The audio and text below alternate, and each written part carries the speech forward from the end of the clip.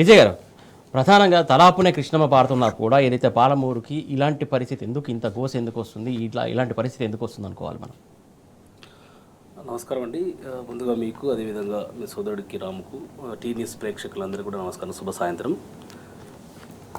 70 సంవత్సరాల స్వతంత్ర భారతదేశంలో దాదాపుగా 50 సంవత్సరాలు దగ్గర కాంగ్రెస్ పార్టీ పాలించింది. దాదాపు 16-17 సంవత్సరాలు తెలుగుదేశం పార్టీ ఈ ఉమ్మడి రాష్ట్రాన్ని పాలించింది.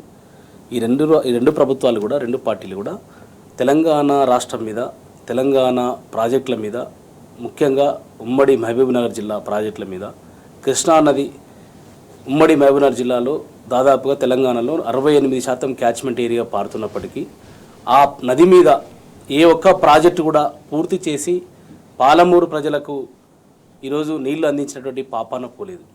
ఒకే ఒకటి, అది కూడా బచావత్ గారు 1976లో ఎవరు అడగకపోయినా, ఎవరు మాట్లాడకపోయినా, పాలమూరు జిల్లా నాయకత్వం ఎవరు, గత పాలకులు ఎవరు మాట్లాడకపోయినా, వారు దాదాపుగా 17-18 టీఎంసీల నీటిని ఆ జూరాలకు కేటాయించడం వల్ల 1980లో ప్రారంభించి నత్తనడక జరుగుతున్నటువంటి జూరాల ప్రాజెక్టు దాదాపుగా తెలంగాణ వచ్చే వరకు కూడా ఆ జూరాల పూర్తి స్థాయి ఆయకట్టు పారలేనటువంటి పరిస్థితి.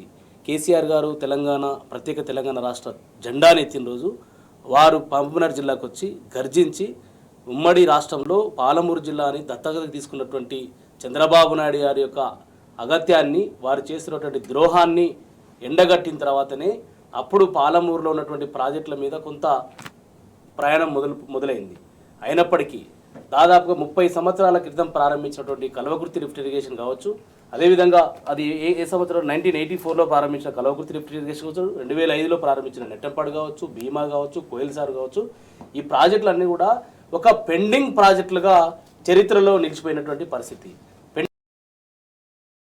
పెండింగ్ ప్రాజెక్టులని కేసీఆర్ గారు ముఖ్యమంత్రి అయిన తర్వాత, తెలంగాణ రాష్ట్రం వచ్చిన తర్వాత పెండింగ్ ప్రాజెక్టులని రన్నింగ్ ప్రాజెక్టులుగా మార్చి దాదాపుగా ఈ ప్రాజెక్టులు పూర్తి చేసి ఆర్డీఎస్లో 15 టీఎంసీలు రావాల్సినటువంటి నీళ్లు రానియకుండా అక్కడి నుంచే మొత్తం రాయలసీమకు తరలించుకోలేనటువంటి ఉమ్మడి సమైక్య పాలకులు తెలంగాణ వచ్చిన తర్వాత దానికి ప్రత్యామ్నాయంగా తుమ్మిళ్ళ లిఫ్ట్ ఇరిగేషన్ తీసుకొచ్చి దాదాపుగా మిషన్ కాకతీయ కావచ్చు, ఈ ప్రాజెక్టులన్నీ పూర్తి చేసి 10 లక్షల పైచిలకు ఎకరాలకు నీళ్లు పారించినటువంటి అపర భగీరథుడు కేసీఆర్ గారు. తెలంగాణ వచ్చిన తర్వాతనే ఇవి సాధ్యమైనవి. తెలంగాణ రాకునింటే, కేసీఆర్ గారు ముఖ్యమంత్రి కాకునింటే ఇవి సాధ్యం కాకపోతుండే. అంత గొప్ప ప్రయత్నం చేసి అయినప్పటికీ కూడా పాలమూరు జిల్లాకి ఇంకా చేయాలి, పాలమూరు జిల్లాలో 14 నియోజకవర్గాలు ఉంటే ఒక్కొక్క నియోజకవర్గానికి 1,00,000 ఎకరాల సాగునీరు అందించాలన్నటువంటి ఒక దూరదృష్టితో, లక్ష్యంతో కేసీఆర్ గారు పాలమూరు జిల్లాకు సంబంధించినటువంటి పాలమూరు రంగారెడ్డి లిఫ్ట్ ఇరిగేషన్ని ప్రారంభించారు. వారు మాట్లాడుతూ ఉన్నారు జూరాల నుంచి సోర్సు తీసుకుంటే బాగుండని ఒక అజ్ఞానంగా మాట్లాడుతూ ఉన్నాడు ఈ రాష్ట్ర ముఖ్యమంత్రి. నీటిపారుదల శాఖ ఉన్నారు.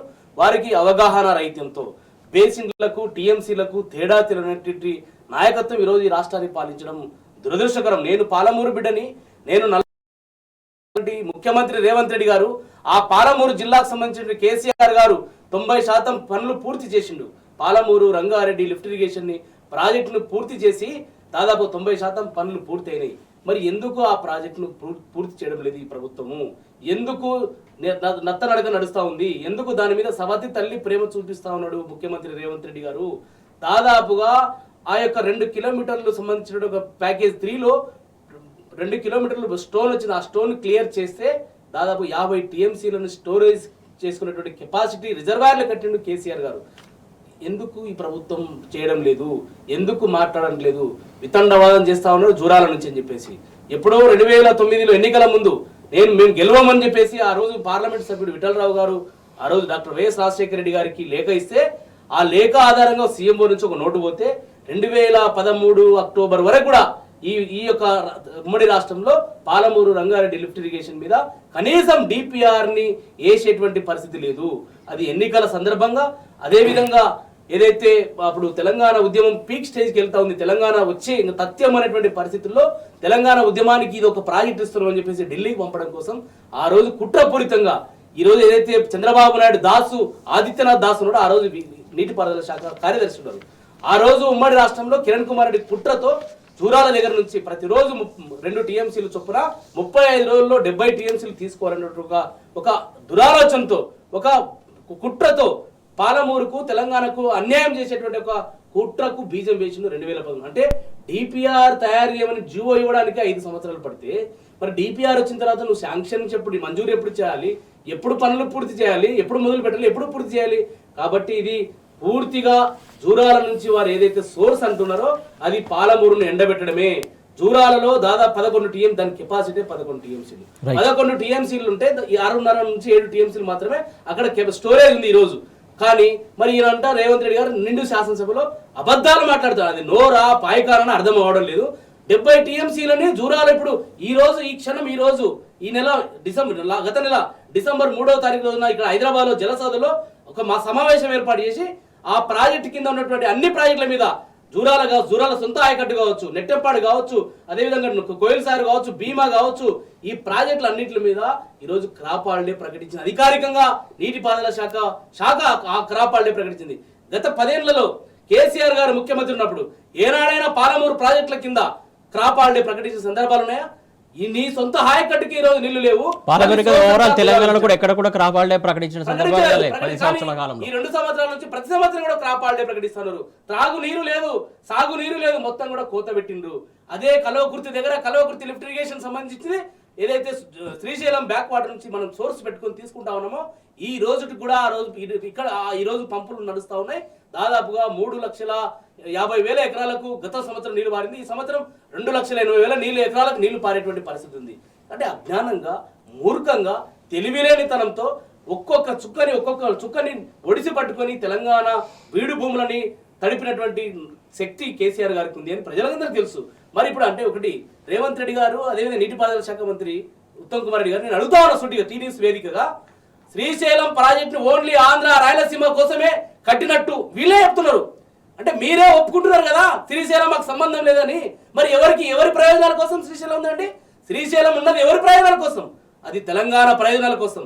పాలమూరులో 68% పారుతున్నప్పటికీ కూడా శ్రీశైలం నుంచి తీసుకునేటువంటి పరిస్థితి. అదే ఆంధ్రప్రదేశ్ రాష్ట్రం చూసుకున్నట్లయితే అక్కడ పోతిరెడ్డిపాడు కావచ్చు, ముచ్చుమర్రి కావచ్చు, హంద్రీనీవా సుజలా స్రవంతి కావచ్చు, గాలేరు నగరి కావచ్చు, మల్యాల కావచ్చు, అనేక ప్రాజెక్టులు అక్కడ ఆ శ్రీశైలం సోర్స్ నుంచి ఆధారపడి పనిచేస్తా నీళ్లు దోసుకెళ్తా ఉన్నటువంటి పరిస్థితి. నీ ముఖ్యమంత్రి నీ గురువు అయినటువంటి చంద్రబాబు నాయుడు గారు పక్క రాష్ట్ర ముఖ్యమంత్రులు కాబట్టి ఆ రాష్ట్ర ప్రయోజనాల కోసం తెలంగాణ నీటి ప్రయోజనాలని తాకట్టు పెట్టే శక్తి నీకు అవకాశం ఎవరిచ్చారు? రేవంత్ రెడ్డి గారు సిగ్గు లేకుండా 45 టీఎంసీలు సరిపోతుందని చెప్పేసి లెటర్ రాస్తాడు. 45 టీఎంసీలతో నీ పాలమూరు ప్రాజెక్టును పూర్తి చేయగలుగుతావా? పాలమూరులో చేయగలుగుతావా? ఇంకొకటి కేఆర్ఎంబి ప్రాజెక్టు కృష్ణానది మీద ఉన్నటువంటి ప్రాజెక్టులను కూడా కేఆర్ఎంబికి బోర్డుకు అప్పచెప్పాలని పార్లమెంట్ ఎన్నికల సందర్భంలో లెటర్ రాస్తే, అప్పచెప్తామని చెప్పి లెటర్ రాస్తే ఇదే కేసీఆర్ గారు తెలంగాణ కోసం కొట్లాడి ప్రాణాన్ని పరంగా పెట్టి సాధించిన నాయకుడు కాబట్టి తెలంగాణకు అన్యాయం జరుగుతుంది తెలుసు కాబట్టి నల్లగొండలో గర్జిస్తే అప్పుడు అసెంబ్లీలో సమావేశం ఏర్పాటు చేసి వ్యతిరేకంగా తీర్మానం చేసింది. అదే విధంగా ఇప్పుడు పాలమూరుకు సంబంధించి కూడా 45 టీఎంసీలు సారిపోతుందని చెప్పేసి కేంద్ర ప్రభుత్వానికి లెటర్ రాసిన తర్వాత కేసీఆర్ గారు బయలుదేరిన తర్వాత ఇదే హైదరాబాద్ లో తెలంగాణ భవన్ లో ఏదైతే డిసెంబర్ 21 తారీఖున సమావేశం ఏర్పాటు చేసి ఈ ప్రభుత్వం మీద యుద్ధం ప్రకటించిండో కేసీఆర్ గారు, అప్పుడు ప్రభుత్వం మొద్దు నిద్రపోతున్న ప్రభుత్వాన్ని ముళ్ళు బర్రెబట్టి లేపితే తప్ప లేవలేదు. లేచి అసెంబ్లీలో వచ్చి మళ్ళీ సిగ్గు లేకుండా మేము తీర్మానం 90 టీఎంసీలకి మేము కావాలని చెప్పేసి తీర్మానం చేశారు. అంటే కేసీఆర్ గారు తెలంగాణ ప్రయోజనాలకు నష్టం జరుగుతుందన్నప్పుడల్లా ఖచ్చితంగా లేస్తాడు. ఈ ప్రభుత్వం మీద, కుట్రల మీద ఖచ్చితంగా ఛేదించడం కోసం పోరాటం చేస్తాడు. కాబట్టి ఈ రోజు దిక్కు తోచని పరిస్థితుల్లో కేసీఆర్ గారి వల్లనే ఈ రోజు కేఆర్ఎంబి ప్రాజెక్టులను అప్పచెప్పమని కానీ, అదేవిధంగా పాలమూరు రంగారెడ్డి లిఫ్ట్ ఇరిగేషన్ కి 90 టీఎంసీలు కావాలని కానీ, పోలవరము నల్లమల ఏదైతే బనకచెర్ల నల్లమల సాగర్ ఏదైతే ఉందో ఆ ప్రాజెక్టును కూడా ఆపమని చెప్పేసి ఈ రోజు అసెంబ్లీలో తీర్మానం చేసిందంటే అది బీఆర్ఎస్ పార్టీ పోరాట ఫలితమే, బీఆర్ఎస్ పార్టీ వల్లనే సాధ్యమైందని చెప్పేసి నేను బలంగా చెప్తున్నాను.